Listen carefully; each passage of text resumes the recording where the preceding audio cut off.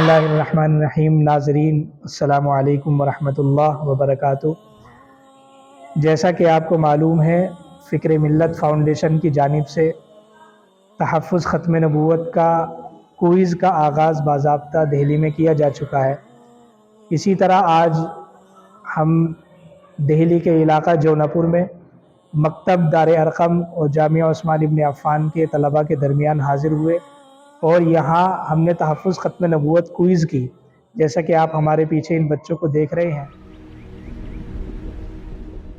ختم نبوت زندہ باد، ختم نبوت زندہ باد، نبوت زندہ باد۔ تعریف محمد ہم لکھ لکھ کے سنائیں گے، ہم ختم نبوت پہ جاں اپنی لٹائیں گے۔ تعریف محمد ہم لکھ لکھ کے سنائیں گے، ہم ختم نبوت۔ بسم اللہ الرحمن الرحیم۔ یہ کتاب جو آپ کے ہاتھوں کے اندر ہے، تحفظ ختم نبوت کوئز، ایمان و عقائد کے سلسلے میں ہے۔ یہ ہر ایک مسلمان فرد کو یاد رکھنی چاہیے اور اس سے علم و آگاہی بہت ضروری ہے آج کے موجودہ دور کے اندر۔ آپ اپنی کتاب کھولیے اور سوال نمبر 2 دیکھیے۔ سوال نمبر 2 ہے، اسلام کسے کہتے ہیں؟ کیا سوال ہے؟ جی، جواب، اللہ اور اس کے رسول صلی اللہ علیہ وسلم کی مکمل اطاعت و فرما برداری کو اسلام کہتے ہیں۔ یعنی اللہ اور اس کے رسول صلی اللہ علیہ وسلم کی مکمل اطاعت، انقیاد اور فرما برداری کرنے کا نام کیا ہے؟ اسلام ہے۔ اب سوال نمبر 6، کفر کسے کہتے ہیں؟ کیا سوال ہے؟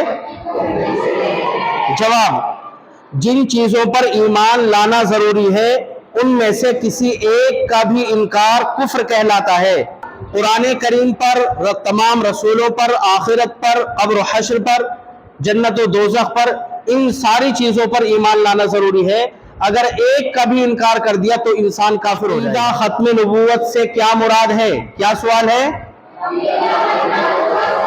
آپ کو تسلیم کرنا ہے، یقین کرنا ہے کہ آپ صلی اللہ علیہ وسلم اللہ کے آخری نبی ہیں، آپ کے بعد اب کوئی نیا نبی نہیں آئے گا۔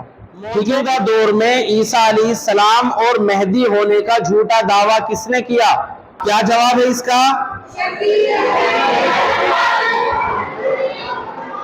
ہاں، شکیل بن حنیف نے جو ہے جھوٹا دعویٰ کیا عیسیٰ اور مہدی ہونے کا۔ میں صدقے دل سے اقرار کرتا ہوں اور یقینی حلف اٹھاتا ہوں کہ حضرت محمد مصطفیٰ صلی اللہ علیہ وسلم خاتم النبیین ہیں اور اللہ تعالیٰ کے آخری نبی اور رسول ہیں۔ اب قیامت تک کوئی نیا نبی نہیں آئے گا اور جو کوئی بھی نبوت کا دعویٰ کرے گا وہ کافر، زندیق اور مرتد ہوگا۔ ما كان محمد أبا أحد من رجالكم ولكن رسول